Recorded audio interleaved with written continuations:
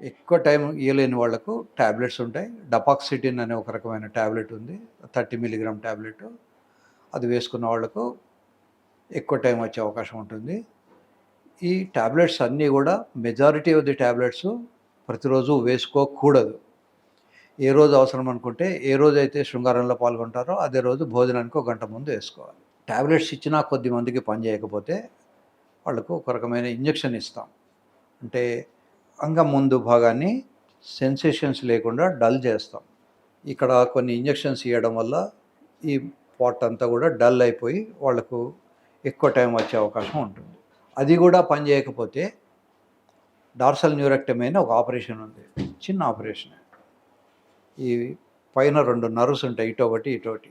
ఈ నర్వ్స్‌ని కట్ చేయడం వల్ల వాళ్ళకు సెన్సేషన్స్, ఎక్సెసివ్ సెన్సేషన్స్ తగ్గి సంఘటనలో పాల్గొనే అవకాశం ఉంటుంది. ఈ డార్సల్ న్యూరెక్టమీ చేసిన వాళ్ళకు కూడా పనిచేయదు, లేదా మళ్ళీ మళ్ళీ చేయించుకోలేము, ఒకటేసారి చేయించుకుంటాం అనుకున్నప్పుడు పినల్ ఇంప్లాంట్ సర్జరీ అని ఒక సర్జరీ చేస్తాం. అప్పుడు ఏం చేస్తామంటే ఈ అంగంలో మధ్యలో యూరిన్ వచ్చే గొట్టం ఉంటుంది. ఈ యూరిన్ వచ్చే గొట్టం ఈ బ్లూ కలర్ నుంచి కిందికి వస్తుంది. ఇటు పక్కన రెడ్ కలర్ ఉన్నది. ఇందులో మనం ఒక రాడ్ లాంటిది పెడతాం. ఈ రాడ్కున్న స్ట్రెంత్ వల్ల దీనికి గట్టిదనం వస్తుంది. యూజువల్గా ఇంప్లాంట్ సర్జరీ అనేది వాళ్ళ సైజుని బట్టి ఎంత సైజ్ ఇంప్లాంట్ పెట్టాలి అనే దాని మీద డిపెండ్ అయ్యి వాళ్ళ కాస్ట్ అది వేరు ఉంటుంది. కనుక నా దగ్గర చాలామంది middle class people, lower middle class people కూడా చేయించుకుంటున్నారు.